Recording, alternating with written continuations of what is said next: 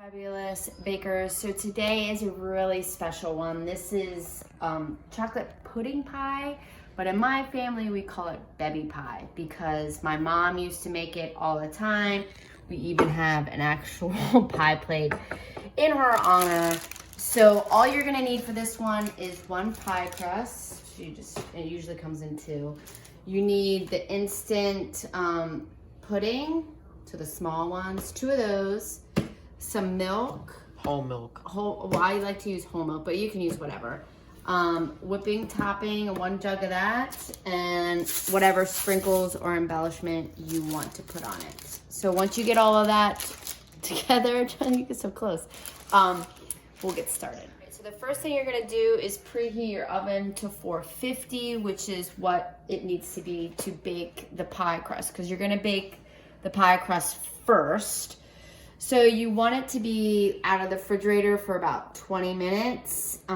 If it's coming right out of the refrigerator, take it out of the packaging and you can put it in the microwave for like 5 or 10 seconds. Because if it's too cold, it's going to tear. And it'll just roll right up into your pie plate, just like that. Kind of make it even, right? So it's centered. Then you're going to crimp it.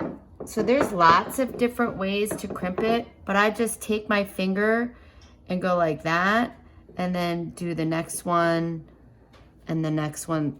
So I put my thumb right next to the wrinkle here, and then put my finger and kind of pinch it, and then do it again. Put my thumb here, finger on the outside, and I just keep going all the way around until it's all the way done. See how fast Miss Lieber can do this. It's nice that it actually spins, right? Whoa, there's a little wrinkle there.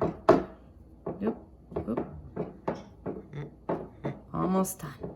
Go, go, go. Speed crimp. Go, go, go. Speed go. crimp. A little crimp there. Hoop, hoop, hoop, hoop, hoop, and there. So then what you're going to want to do is poke some holes. It's wobbly. Poke some holes in the bottom so it doesn't puff up on you.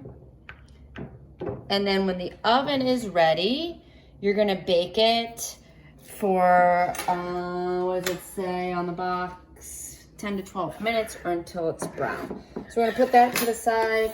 And we can go ahead and start the pudding.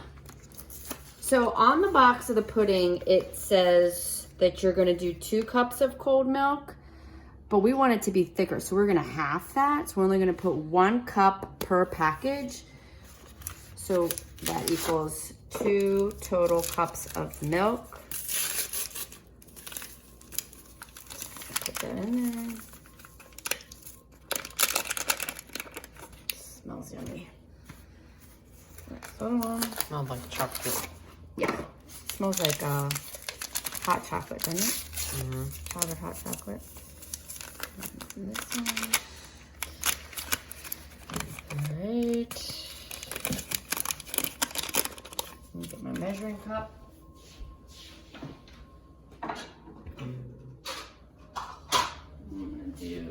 I like to use whole milk because it's got more fat in it when I bake. So it's gonna make it bigger.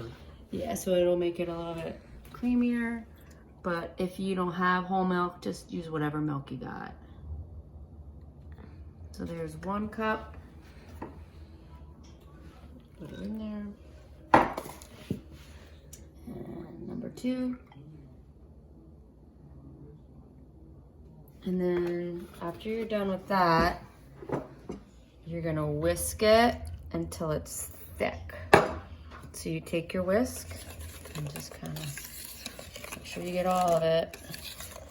And just keep whisking and it'll thicken up. So I'm gonna keep whisking and I'll show you what thickening up will look like, okay? Okay, everybody, so this is the reason why you look at the recipe. So we did 2 cups of milk and it was like really thick. And I was like, what is wrong? And I was like, oh yeah, it's 1 cup total out of it. So 4 cups minus 1 cup is 3 cups of milk. So 3 cups of milk will make it look nice and thick like that. So we're gonna put it in the fridge Okay, put a little paper towel over it so it doesn't get yucky.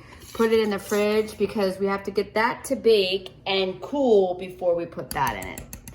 So I'm gonna put this in the fridge and we'll bake that pie crust. So the pie crust is completely cooled and now we're ready to put our pudding in there. So you wanna be careful and put it just in the middle so it doesn't get on the crimped part of the pie crust. Get all that yumminess. And then just kind of push it to the edges using your little spatula. So just like that. Okay, so then after you do that, you're gonna take this whole tub. Yes, the whole tub. And put it on top. So you put it right in the middle. Yeah. And carefully push it to the edge so none of the chocolate shows. So I just use the very tip and push it to the edge. Okay. You don't want to put the whole side, you just use your little tip because it's a little bit finer of an instrument, you know, a little more delicate. It's so good, guys. It's so good. It's the best thing. It is requested now by me because my mom passed away at every family holiday. Well, because that's what she did. She That's did right. every family holiday. Every family holiday. Sometimes I have to make 2 because they go so fast. So then you just kind of even it out, put that there. Then you can use whatever sprinkles you want. My mom always used the chocolate ones. Because they look the best on this. Yeah. And I, of course, changed it up and put a graham cracker crust one year and people like kind of fit. So you can change the crust out. Maybe even an Oreo crust. You can do like peppermint pudding too. We did Oh yeah, that we this did past year and that. it was Yeah, really good. that was actually a big hit because the crust was still the same. You can't change the crust on I pie. didn't It's have just any of not gonna work. the major critics this year because of COVID.